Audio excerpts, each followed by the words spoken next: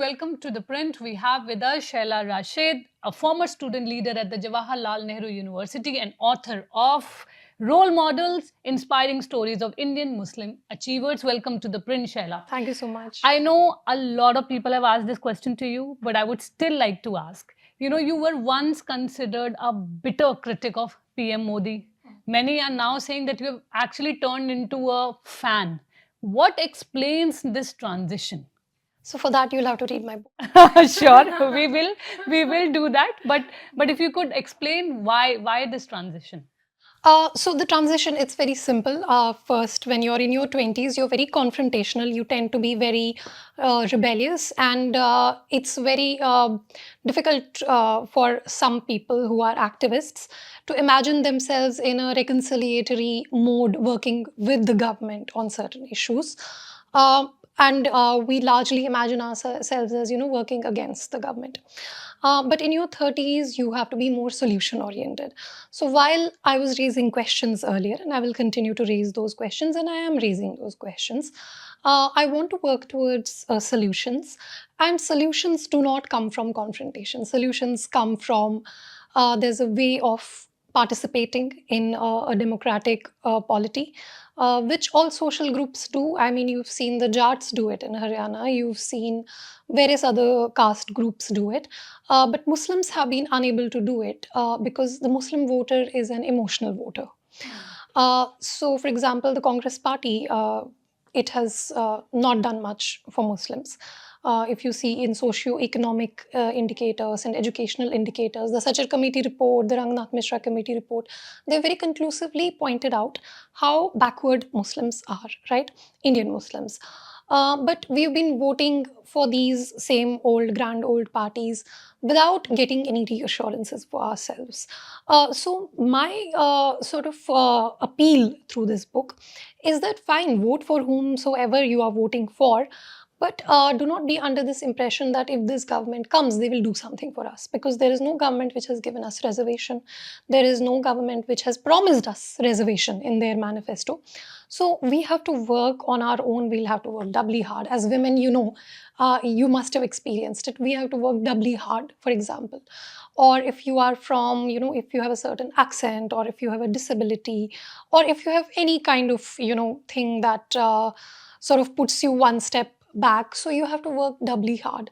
That is my appeal to Muslims, that Congress, BJP, जो भी आए, जिसको भी आपको वोट देना है, we have to work really, really hard. And this book is about professional success and hard work and determination, and also failure. Because many of these role models in the book, they have talked about how much failure they had to face in their life and how they emerged from it. So the stories are about resilience, the stories are about emerging from setbacks, and also about Viksit Bharat. So how we 200 million Muslims, we cannot be left behind in the development of India. So how will that happen? So I have asked all of these because they're very experienced people. They are veterans in their fields. I've asked each one of them that, how will Muslims contribute to Viksit Bharat? And the answers are there in the book. Many are even saying that this is all propaganda. The real situation is that there is discrimination against Muslims in India. There is mob lynching. We recently saw that just before the elections, there was a narrative. There was a statement that was used, "Batenge to katenge." Many said obviously it was aimed at the Muslim community. So how do you look at that when you at one point you're saying that this government has been working for all, and then you have a statement like this, "Batenge to katenge." How do you respond to that? हम इसको अपने आप पे क्यों लें? बटेंगे तो कटेंगे. We should take it, actually we should think of ourselves as Indians. And अगर हम लोग बटेंगे जातियों में और धर्म के आधार पे, तो सही बात है, कटेंगे. जैसे पार्टीशन हुआ है, तो मुझे तो इसमें कुछ बुरा नहीं लग रहा है. मुझे नहीं पता कि किस संदर्भ में बोला गया, क्योंकि इतनी न्यूज़ में नहीं देखती हूँ. लेकिन हमें खुद पे क्यों लेना चाहिए इस चीज़ को, मुझे ये नहीं समझ आ रहा. क्योंकि काटने वाले तो मुसलमान नहीं हैं, काटने वाले तो बहुत बैठे हुए हैं ना. पाकिस्तान है, चीन है. आप देख रहे हैं कि किस तरह से नॉर्थ अमेरिकन कंट्रीज़ जो हैं, वो किस तरह से खालिस्तानी नैरेटिव प्रमोट करने की कोशिश कर रही हैं हिंदुस्तान में. तो काटने वाले तो बहुत हैं, काटने वाले हम नहीं हैं. तो हमें अपनी तरफ नहीं लेना चाहिए. So you're saying that Indian Muslims don't face discrimination in India? there are two things about it. One is social discrimination, the other thing is systemic discrimination. My book shows through various examples that there is no systemic discrimination. Yani you can become the cabinet secretary, you can become the prime minister, you can become um, you can earn the highest sporting awards, as I've shown in my book. There is no, the system doesn't discriminate. जब आप ration लेने जाते हैं, जब आप अपना आधार card input करते हैं, उस टाइम पे आप चाहे मुस्लिम महिला हो या आप हिंदू मेल हो, तो कोई डिस्क्रिमिनेशन नहीं है. समाज में डिस्क्रिमिनेशन होता है, बिल्कुल होता है. ये तो तभी जाके तो हमें मतलब आर्टिकल 17 अपने कॉन्स्टिट्यूशन में लाना पड़ा, आर्टिकल 14, 15, इनकी क्या ज़रूरत पर. मतलब समाज जो है वो हर आधार पे डिस्क्रिमिनेट करता है. अगर आप एक महिला हैं, अगर आप किसी पर्टिकुलर क्षेत्र से हैं, अगर आपकी बोली किसी तरह की है, तो डिस्क्रिमिनेशन तो होता है समाज में. लेकिन उसका सल्यूशन क्या है? उसका सल्यूशन अब ये तो नहीं है ना कि हम लोग हाथ पे हाथ धरे बैठे रहेंगे, घर बैठे रहेंगे, नहीं. उसका सल्यूशन है we have to work doubly hard. आप खुद एक फ़ीमेल है, मैं एक फ़ीमेल हूँ. मैं पॉलिटिक्स और एक्टिविज़्म के फ़ील्ड में हूँ. कितनी महिलाएँ हैं वहाँ पे? क्या वहाँ पे डिस्क्रिमिनेशन नहीं होता महिलाओं के? मतलब आप देखें इंडिपेंडेंस से अभी तक पार्लियामेंट के अंदर 11% से ज़्यादा महिलाएँ कभी रही नहीं हैं. तो क्या वो डिस्क्रिमिनेशन नहीं है? तो अब हमें क्या करना चाहिए? क्या अब हमें पॉजिटिव एटीट्यूड के साथ आगे बढ़ना चाहिए और अपने कॉन्स्टिट्यूशनल राइट्स को क्लेम करना चाहिए, या फिर उसी में हमें फंसे रहना है विक्टिमहुड नैरेटिव में? महिलाएं तो आगे बढ़ रही हैं. वो तो इनफैक्ट इतनी वायलेंस जितनी महिलाओं के खिलाफ होती है, मुसलमानों के खिलाफ, आपने कहा, आपने मॉब लिंचिंग की एग्जांपल दी, लेकिन महिलाओं के खिलाफ इतनी सारी वायलेंस होती है. लेकिन they are going out, they are claiming their space, they are saying this is their country.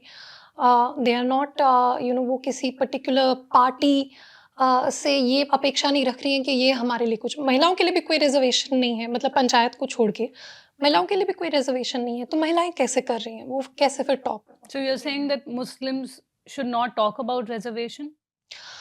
Muslims can talk about whatever they want to talk about. I am just saying that to overcome any kind of discrimination, to overcome any kind of competition, I mean, we are a country of 1.4 billion. Of course, there will be discrimination, because if the job providers, if the employers, if they do not discriminate, they cannot employ everyone. There will be discrimination, of course, in the private sector, in the social sector. I am saying that in order to overcome that discrimination, we have to work doubly hard. That is my sort of appeal. But I guess when we talk about discrimination, we are talking about a targeted discrimination. You know, experts or political parties, when they're talking about discrimination against a community. So for that, what do you think the Muslim community needs to do?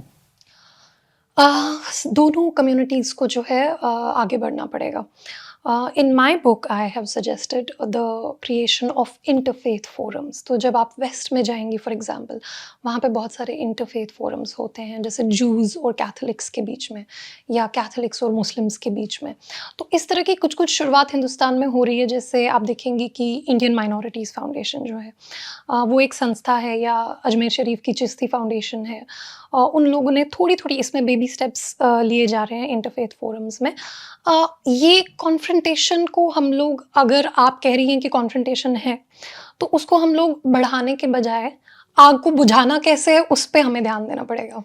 You had also applauded the, Modi government for the improved situation in Jammu and Kashmir. How do you see that, considering you were also one of the strongest critics in 2019 when, Article 370 was being debated? No, I have maintained both stances. तब जो situation थी, मतलब communications बंद हुई, लोगों को कितनी दिक्कतें फेस करनी पड़ी, मैंने तो उस पर कभी ये नहीं बोला कि लोगों को दिक्कतें नहीं फेस करनी. कड़वी दवाई थी, लेकिन दवाई जो है उसका असर सही रहा. It was a bitter pill that we had to swallow. And recently, when the Prime Minister visited Kashmir during the election campaign, he did not credit the security forces or the police. He credited the people of Kashmir for keeping peace. That means that the people of Kashmir largely cooperated with the 370 move, because at some level, like, somebody had to do something to solve it. Somebody had to break this deadlock, where every year or every 5 years or every 3 years we would see bloodshed, we would see protests, and then bunds, and then our youth were getting hurt, they were getting killed. Somebody had to break that deadlock, and Prime Minister Modi has done. In fact, in my book, there is an appendix where, because the book is about Indian Muslims, so I didn't want to do too much Kashmir in it. I wanted to stay on the subject. So in my book, there is an appendix because people keep asking me these questions. So, for example, you asked me those questions. So I have in my appendix evaluated the impact of Article 370 abrogation on 3 parameters, the Vajpayee parameters, as I call them, of Kashmiriyat, इंसानियत and जमहूरियत. Now let's come to Kashmiriyat first. आपने देखा कि कश्मीरियत का मतलब क्या है कि सारे जो जितनी भी कम्युनिटीज़ हैं वो को एग्जिस्ट करेंगी. सो पहली बार 30 साल में मुहर्रम का ताज़िया जो है वो मेन सिटी के थ्रू निकल पाया. कश्मीरी पंडितों के लिए फ़्लैट बन रहे हैं, कश्मीरी पंडितों की वापसी के लिए जो है अब बात हो रही है. तो फ्लैट मतलब बन चुके हैं ऑलरेडी, अब उनकी रिहेबिलिटेशन की बात हो रही है. दिस इज़ कश्मीरियत. आप इंसानियत पे आ जाइए, तो इंसानी जान तो बची है, ये तो फैक्चुअल है. ये मेरे कहने से मैं कहूँ या आप कहें या कोई ना भी कहे, इट इज़ अ फैक्ट कि जानें बची हैं.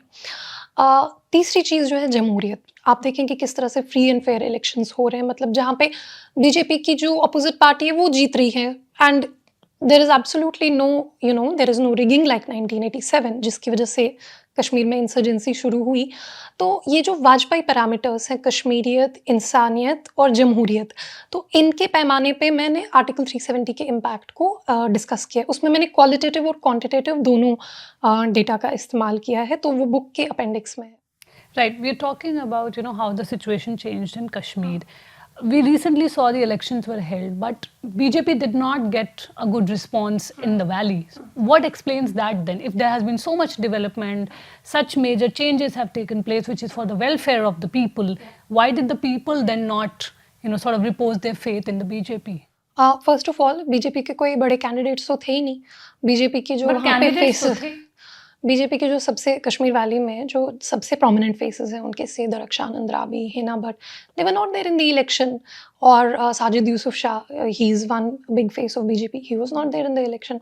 सो फर्स्ट ऑफ ऑल इलेक्शन जो है वो ऑर्गेनाइजेशनल स्ट्रेंथ पे काफ़ी निर्भर करता है. ऑर्गेनाइजेशनली एनसी बहुत स्ट्रॉन्ग है. अब अगर आप कहें कि ये सेपरेटिस्ट नैरेटिव की जीत है या ये 370 वाले नैरेटिव की जीत है, तब तो फिर पीडीपी को तो बहुत अच्छा करना चाहिए. लेकिन क्यों नहीं हुआ? फिर पीडीपी क्यों नहीं जीती? बिकॉज दे आर मोर, मतलब एनसी तो फिर भी सेंटर के साथ रिकन्सिलिएटरी मूड में होता है. PDP is far more extreme because it depends on organisational strength. NC की सबसे बढ़िया थी, वो जीत गए, ठीक है, तो free and fair. But BJP has one of the strongest organisational not in Kashmir, not in the Kashmir Valley. So I would say that the BJP has put a nation about party in Kashmir. They have taken, as I said, they've given the bitter pill, they have administered the bitter pill, which has saved our lives, which has saved our humanity, which has saved our conscience, and it has, created the impact that probably Vajpayee ji had envisioned, for a peaceful Kashmir, which everyone had a lot of faith in. So they put nation above party. How do you see PM Modi and Rahul Gandhi? What are the major differences between these two leaders?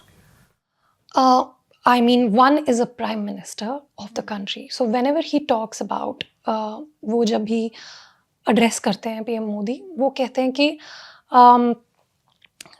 what is it, 140 crore Hindustani, right? That is what he says. He never says 120 crore, right? He does not exclude the 20 crore Muslims of India. So he is everybody's prime minister. So the other day I was giving an interview to some journalist and he kept asking me repeatedly, why are you naming Prime Minister Modi? Because I said that he's our prime minister. Whom should we engage with? We have to engage with our government and our government has to engage with us. So Prime Minister Modi is everybody's prime minister. So हमारे जो grievances होंगे वो भी उन्हीं से ही होंगे और जो हम सराहना करेंगे काम की, मतलब क्योंकि काम भी वही कर रहे हैं इस टाइम पे. And Rahul Gandhi is an MP from Wayanad. So I don't have much to say about him. He's also the LOP. Sure, yeah. He's done very well for his party. Last time they didn't have the LOP. This time they have the LOP. So in terms of his personal development and for his party, he's done well. Fair enough. At one time you were considered the voice of leftist youth. You led the entire agitation, demanding the release of Kanhaiya Kumar, Omar Khalid, who were arrested, on charges of sedition in February 2016, and for participating in organizing, sloganeering that took place in JNU. How do you see the situation today from then till now? If you talk about Shehla Rashid as a person and her involvement at that time and what has happened till now. My heart is at the same place. Whenever I'm talking about the Modi government's initiatives, whenever I'm praising any welfare initiatives, I'm doing it from a leftist perspective. So, for example, if you notice all the schemes that I've talked about, Ayushman Bharat, Jan Aushadhi Yojana, now there is a new scheme for senior citizens that they will get universal health cover. What are these? These are leftist demands. And again, when I'm talking about human rights, the saving of human lives, there was a statement that Mr. Amit Shah made. He said that जितने भी उन्होंने promises मतलब अभी तक किए थे कि internet restore होगा, इंटरनेट रिस्टोर हुआ, इलेक्शंस रिस्टोर होंगे, इलेक्शंस रिस्टोर हुए, राइट? और उन्होंने एक और बहुत अहम प्रॉमिस किया, स्टेटहुड को आप फिलहाल छोड़ दीजिए. He said that if peace continues like this, we might even have AFSPA removal. Now you know that the kind of politics that I came from, where I was schooled, AFSPA was a very big talking point. आज क्यों नहीं कोई AFSPA की बात करता? क्योंकि BJP government ने, Modi government ने जो पूरा साइकिल है वायलेंस का, वही ख़त्म कर दिया. तो AFSPA अपने आप इरेलेवेंट हो गया. तो इंशाल्लाह अगर इसी तरह से अमन शांति बनी रहे तो हो सकता है someday, as the Home Minister said, we might even see removal of AFSPA, at least from the non-disturbed areas. Many of your critiques, they talk about your conversion, so-called conversion. They say that it's all because you want to sort of foray into politics, you want to align with the BJP, you're looking to get a ticket. It didn't happen in Kashmir, but maybe it may happen in the future. What is your, how do you look at it? Are you at all interested in politics, considering you had briefly joined I think, Jammu and Kashmir People's Movement? I think when you have a mind as political as mine, it reflects in everything that I do. So, for example, when I go hiking, I'm very fond of hiking. So there I see when the mountain trails are littered with plastic and what impact that will have on our ecosystem, on our keystone species. So when you have a political mind like that, आप अगर adventure trip के लिए भी जाएं तो आपका दिमाग politically ही चलेगा. So in my book also, while I am talking about professional success, while I am talking about individual perseverance and individual hard work, I am also talking about politics. So in a way, I'm not in politics and I'm also in politics. लेकिन मेरे politics में होने का मतलब कुछ भी नहीं है जब तक मेरा कोई impact नहीं होगा. What is my impact? What is the impact that I'm looking to create? The impact that I'm looking to create is to improve the socio-economic and educational condition of my community of Indian Muslims. That is what I want my impact to be. If politics is a vehicle for that, fine. If book writing is a vehicle for that, fine. अगर पत्रकार बन के वो काम better हो सकता है तो maybe I'll take your job. Well, you are a product of JNU. There's this criticism that comes towards JNU now is that it has changed, especially under the Modi government, and how Modi government has been trying to change the way these institutes operate. Do you see any change in JNU from what it was earlier to today? I have to be candid with you. I have not been in touch with JNU politics or the JNU ecosystem for a really long time, at least not since 2018.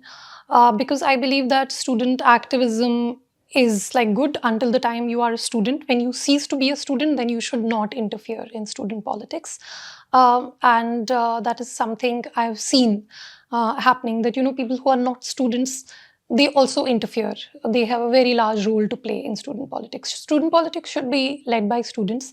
And recently I saw something very interesting, that the current or the previous JNU Students Union, they had actually raised this demand in the Executive Council. I read it in the paper that we should bring back, we should scrap the, what is that exam, the new one, the QET.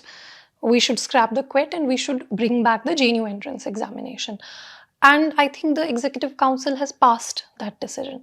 So if things are getting amicably settled between the student union and the university administration, there is no need for that heightened confrontation. Acha, by the way, that particular moment in history, which is sort of like now frozen in time forever, that was a very unusual moment in history. Why do you say that? Because before that, we would struggle to get like 15 people in our protests. And जैसे उससे पहले सुपोरी साहब थे, वो VC थे मामीडाला sir से पहले. So Professor Sapori was the vice chancellor, and we would get a lot of, I was especially very active on like the rights of students with disabilities and all that. So we would get a lot of things done very amicably. And I think it is back to that. So that 2016 moment that you saw, that was an anomaly. That was like the only parallel that you have. That was an anomaly, you're saying? Yes, the only parallel that you have is the 1975, emergency time, when you see those photos of late Shri Sita Ram Yechuri ji with Indira Gandhi ji. So, where they are face to face, where they are in confrontation. But otherwise, now things are back to how they were. But we found that, coinage of the word tukde tukde gang, all that came from the 2016, and the BJP especially is the one which used that term. BJP used the term. Of course, the mainstream media never missed a single opportunity to use that term.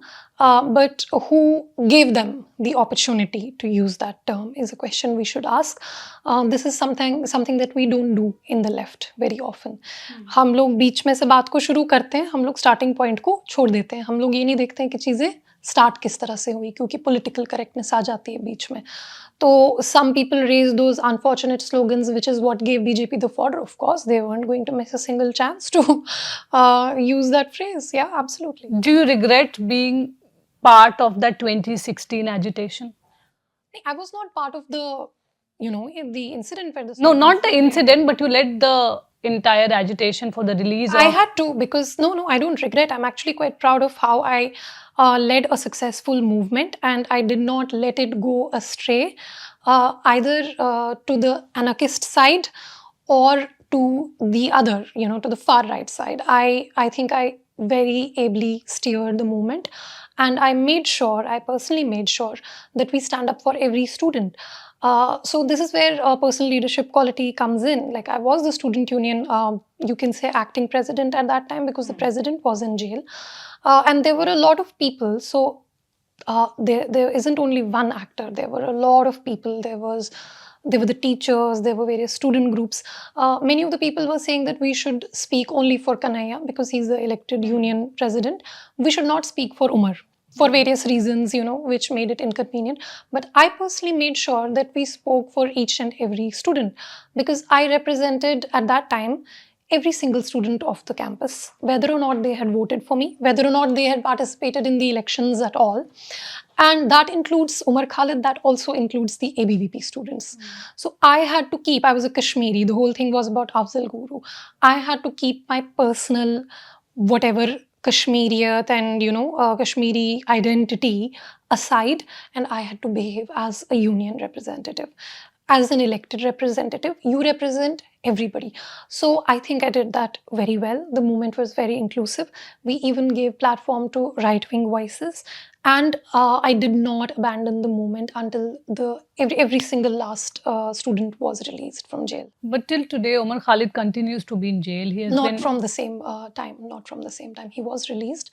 And after that, what happened? Our paths crossed at that time. Sort of it was destiny or whatever. We were like all three of us, who became like media faces for whatever reason. Our paths crossed at that time, but after that we all went our separate ways. I mean, I went to Kashmir to join mainstream politics. He was part of a different grouping here, and after the Delhi riots, he was arrested again. Right. When I had to play my part, when it was my responsibility as a student union representative, I made sure that nobody's left behind. But many, student bodies, they talk about that, bail is your right. Something that is being now denied to Mr. Khalid. See, I am not an authorized representative. I am neither, privy to the legal issues of his case, nor am I his family, nor am I his authorized representative. So for me to say anything about him or about his case that could potentially go against him, I think I should refrain from that. There's one statement of yours that's also been talked about, is that if I can be a proud Muslim, why can't the PM be a proud Hindu? But in a country where the majority minority politics plays out, do you think it is easy being a proud Muslim? Yeah, absolutely. I mean, look around, look at your own workplace. Maybe you will have people who will do 5 times the namaz, or they'll have the hijab, and at the same time they have no problem with their Indian identity. So the two are not at, the two identities are not at what should I say, odds with one another. So Hassan Surur, who's a veteran author, he wrote a book in 2014 called India's Muslim Spring and Why Nobody is Talking About It. So he actually points out how people have become, like kids and youth, they have become more religious. You'll see more people doing hijab, you'll see more people doing namaz, like more than what they used to do in the 80s or 90s. But at the same time, they have absolutely no problem, because the sort of like the burden of partition and the memories of partition and whatever, those do not cloud our memories anymore. And they're proud Indians and proud Muslims at the same time. In role models, another thing that I found was that the Muslim personalities don't speak as victims. They don't have bitterness, they don't have resentment. Yeah. That's very important. I think that's a very important quality in every achiever. They'll never complain, because we understand that there will be discrimination. We understand that there will be, if not on the grounds of religion, there are so many other grounds. So, for example, I know somebody a female, who was trying to look for a house in Delhi, and she's a GST payer, and now you will think that that's a very good economic profile, right? Like a very sound economic profile, and she should easily get a house. And then the person said, "नहीं ma'am, हम लोग business owners को नहीं देते, घर." So what I'm trying to say is there will always be discrimination. There will always be hardships. So when you go with an achiever mindset, you have to battle it all. And that comes out very beautifully in the chapter of Shams Alam. So forget discrimination by Hindus, discrimination by society. He was discriminated against by fate, and in so many ways. But he has no bitterness. So when I asked him, like, how did you stay strong, like after so much happening, after so many bad things happening to you, just like by sheer fate of accident of fate? And he said that because I had no choice. So if you have a winner mindset, then you will overcome everything. Right. Many Muslim leaders, many Indian Muslims have also been criticized for, being silent on what's happening in Palestine, Gaza, the way, children are being killed. How do you look at this entire situation? Do you think that as a Muslim, it becomes important to speak on such issues? And if you remain silent, then people feel that, there was a term I found it on social media that, oh, she's been sold out to the BJP. She will not speak. So do you think that happens even today? So first of all, I'm not an expert on the Israel-Gaza conflict. Second of all, the onus, why should it lie on Indian Muslims? I don't understand, when the United Nations, the United States, the NATO, Turkey, Qatar, who are actually in a position of being able to, like, they can actually negotiate, they can actually broker a ceasefire. Why the responsibility falls on Indian Muslims, I don't know. We are pretty powerless in this situation. Okay, one last question to you. What do you think? You've written role models. People look at you also as a role model. There are others who are very critical of your, so-called conversion. What do you think today's Muslim youth needs to do? See, I'll address this a little bit, because you've asked me a couple of times that there are many people who are critical of your conversion. First of all, I have not converted in any. So I am a Muslim. I remain a Muslim. I have never claimed to be an atheist. That is one. Now I understand you're talking about a political sort of like So let's clarify that first. I am not the only one. In Kashmir, Afzal Guru's brother, he participated in the election and he in fact praised the improved security situation. So who am I, when Afzal Guru's brother is saying the same things? Jamaat-e-Islami, which for 35 years declared elections as haram, today they fielded candidates in the assembly election. There are so many people who have taken this. Okay, Sarjan Bharkati, for example, he used to lead Azadi rallies. He contested elections from jail. From 2 constituencies he wanted to contest elections. So I am not the only one. It is, forget me, like take me out of the equation. There are facts on the ground which have changed, which are being acknowledged by separatists, which are being acknowledged by former Hurriyat leaders. You will see their videos. Professor Abdul Ghani Bhatt, who is a very veteran Hurriyat leader, he in fact recently there was a video which was viral, where he's talking about how we wasted 35 years and we wasted so many lives of our youth. So I am not the only one. I am just a regular Kashmiri who's saying the same things as the people on the ground. I mean, मैं तो फिर भी with in democracy के ambit में रह के बात कर रही हूँ. आपको वहाँ पे लोग मिलेंगे, वो बोलेंगे क्यों करवा रहे हैं इलेक्शन, कि गवर्नर रूल रहने देते 10 साल तक और अमन शांति बनी रही थी, बिजनेस अच्छे चल रहे थे, लोग ये भी बोल रहे हैं. अब मैं तो I am not going that extreme. No, and what's your message to the Muslim youth? My message is that neither Shri Narendra Modi nor Shri Rahul Gandhi will give us anything. We have to do everything on our own. Great nations are built by great people. People strive to be the best. People bring out innovations. People invent vaccines. People invent insulin. It is geniuses, who explore their own capabilities, and their parents who allow them to explore their capabilities. They are the ones who build a great nation. So we have to think as Indians, and we are no less than anyone. So we should not think कि हम तो यार हमसे कैसे हो पाएगा, या ये हमारी रिस्पॉन्सिबिलिटी क्यों है भारत को ग्रेट बनाना, भारत को विकसित बनाना हमारी रिस्पॉन्सिबिलिटी क्यों है. नहीं, बिल्कुल आपकी है, क्योंकि आप एक फर्स्ट क्लास सिटीजन हैं. आप कोई सेकंड क्लास सिटीजन नहीं है. This is my message to the Muslim youth that we have to make India Viksit Bharat. I'll just add one more question, because you talked about it is our responsibility. But many Muslims, they feel that, when we hear words like love jihad, land jihad, thook jihad, this has been used by a CM of Uttarakhand, right? How do you respond to that when you have an atmosphere when such allegations are being leveled against a community? We can only counter negativity with positivity. And that is what my book is about. It is about positivity and possibility and prosperity. That is what my book is about. So, see, we can keep complaining. It is not only, you are talking about Indian Hindus right now, okay, who may have said something about Muslims. It is not happening only in India. It is happening throughout the world. You see in Europe right now, there is a huge conversation in the far right circles, which is now going mainstream, by the way, about Muslims, right, who are immigrants, who come from Syria, say, who are second generation immigrants, and their attitudes and their need for integration or their lack of integration. In the post 9/11 world, this conversation has become mainstream throughout the world, about the so-called Muslim problem. What is the Muslim problem? So when you are saying, so for example, you pointed out certain things that were said in the Indian context. I'll point out a different thing.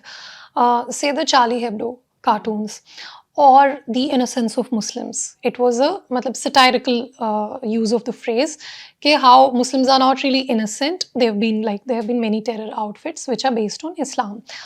Now we can brush this conversation under the carpet, or we can counter if we feel that this is a negative portrayal. We have been countering it with, organizing riots. So for example, this innocence of Muslims, against that there were riots throughout the world. Instead, I'm trying to do a different experiment. I'm trying to showcase a positive side of Muslim community. And, I've already, there's something really funny when I started giving these interviews, when I started talking about role models. Then someone else also, like there's another Muslim girl who now wants to write a book about Muslim role models. And I really like her selection of people. And she's also contacted me for that. So this message is really catching on that, if some people are depicting us negatively, we have to depict ourselves positively. But we also have some agency, right? You are saying that this person said this person said that. America में किसी ने कुछ बोला, France में किसी ने कुछ बोला. Where is our agency? Why don't we respond to a book with a book? Why don't we respond to a movie with a movie? Why don't we respond to a stereotype with a book such as Role Models, which shows the diversity of Muslims' concerns? In fact, if you see Shri Asif Bhamla, he's an environmentalist, or Shams Alam, he's talked about, he's raised a demand of the government. In the book, he said that GST on wheelchairs should be waived off, on assistive devices, wheelchairs, it should be waived off. Dr. Jamal Khan, he's talking about cancer treatment. He's appealing to the government that how you should promote this particular cancer treatment, how there should be more awareness about. So Muslims, they have been caricatured, they have been stereotyped, not just in India, it has happened globally. And we should also ask that question. I have not asked that question in my book, but we should ask that question, that if there is this negativity against Muslims, what is the reason? Do we need to look within? Do we need more integration? You are seeing, for example, some very successfully integrated Muslims in Western societies. They are doing very well. So is there a problem of integration? Is there a problem of voluntary social reform? So for example, Hindus में आप देखें, Hindus में doctor Ambedkar पैदा हुए.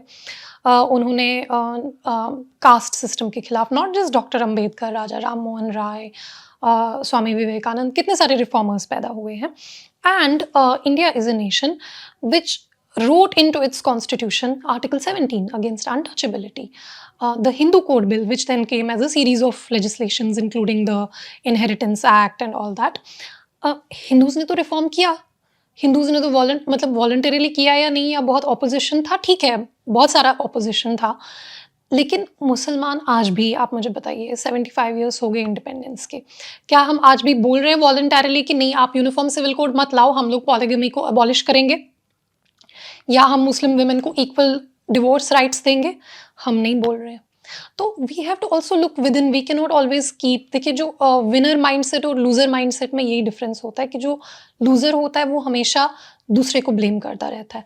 The winner mindset, वो हमेशा खुद के रीजंस को देखेगा कि अगर मेरी कम्युनिटी में प्रॉब्लम है एजुकेशन का, क्यों है? अगर मेरी कम्युनिटी में गुर्बत का प्रॉब्लम है, यानी गरीबी का प्रॉब्लम है, तो क्यों है? अगर वक्फ जो है वो सबसे बड़ी लैंड ओनिंग entity है, मतलब one of the 3 largest land owning entities in the country, then why is my community deprived of education, of property, of basic amenities? आप किसी भी मुस्लिम लोकेलिटी में चले जाइए, वहाँ ज़मीन ही नहीं है, And the वहाँ government पे is इतनी bringing a law crowded. for proposed a law We for have to work. ask these questions. So my book poses these questions in a slightly theoretical way, where I have divided this into the Muslim public sphere and the Muslim private sphere, and how the successive governments so far, they have failed to reform both the Muslim private sphere and the Muslim public sphere, because they did not want to disturb a certain vote bank. Right? So that is what, those are the conversations that then when BJP says कि कोई चीज़ हो रही है, उसमें अगर आप 50% अगर वो झूठ भी हो, 50% उसमें सच भी होता है. So what I'm trying to say is that a stereotype is a stereotype for a reason, right? अगर कोई stereotype होता है, उसमें कम से कम 1% की सच्चाई होती है. As Indians, we are ambassadors of our country. हम लोग जब बाहर जाते हैं, हम लोग जिस तरह से बिहेव करेंगे, आप जापान चले जाए, आप वहाँ पे जैसे बिहेव करेंगी, हिंदुस्तानियों का वैसा ही इम्प्रेशन पड़ेगा. सिमिलरली वी एज मुस्लिम्स, अब इसमें मैं थोड़ा सा दोष मीडिया फ्रेटर्निटी को भी दूंगी, थोड़ा सा मैं मूवी वालों को भी दूंगी, क्योंकि वो भी जब हमेशा मुसलमानों को डिपिक्ट करते हैं, वो एक सर्टन कैरिकेचर ही डिपिक्ट करते हैं. I don't need to go in to the details of what those caricatures are. But where is our agency? If the media is not representing us correctly, I will represent us correctly. That these are the ambassadors of our community. These should be the role models of our community. That's the whole idea of the book. So you think that the Muslim community needs to reform itself? Absolutely, yeah, absolutely. I mean, Saudi Arab में आप देख लीजिए, which is a wellspring of Islam, they are voluntarily embracing social reforms. They are allowing now women to drive. They are, allowing. They are asking the loudspeakers जो है कि उनका 1/3 volume जो है उस पर प्ले हो, जो जब अजान होती है तो जो लाउड स्पीकर है उसका आप फुल वॉल्यूम पे प्ले मत कीजिए, 1/3 वॉल्यूम पे प्ले कीजिए। या जो रास्ते पे नमाज पढ़ना वो वहाँ पे बैंड है, आप पे फाइन हो जाएगा अगर आप करेंगे। ठीक, so because these are the things that create impressions in the people's minds and Arab countries are voluntarily. Dubai में फाइन हो जाएगा अगर आप सड़क पे नमाज पढ़ेंगे। So what I'm trying to say is that if you don't reform voluntarily, then the government will come and reform. Tomorrow the government will say कि हम polygamy ban कर रहे हैं, ठीक है। उस टाइम आप फिर बोलेंगे अरे ये तो जी धर्म पे अटैक है, ये तो मुस्लिम पर्सनल लॉ पे अटैक है। लेकिन क्या मुसलमान औरतें जो सफ़र कर रही हैं polygamy की वजह से वो मुसलमान नहीं है? Why is the definition of a Muslim male like that to a Sunni Muslim male? Why is that the only Muslim? We are also Muslims. We do not have equal divorce rights. I am afraid to get married that tomorrow, like, if I have to divorce, I don't have equal divorce rights. So there is something called a khula. You know, so for example, if I'm suffering, if some sister, Muslim sister is suffering in a marriage, she cannot divorce जैसे मुस्लिम mail के पास divorce करने का right होता है, मुस्लिम female के पास खुला का right होता है। अब हमारे यहाँ, मैं आपको अपने कश्मीर का बताती हूँ, मुझे नहीं पता बाकी जगह किस तरह से होता है।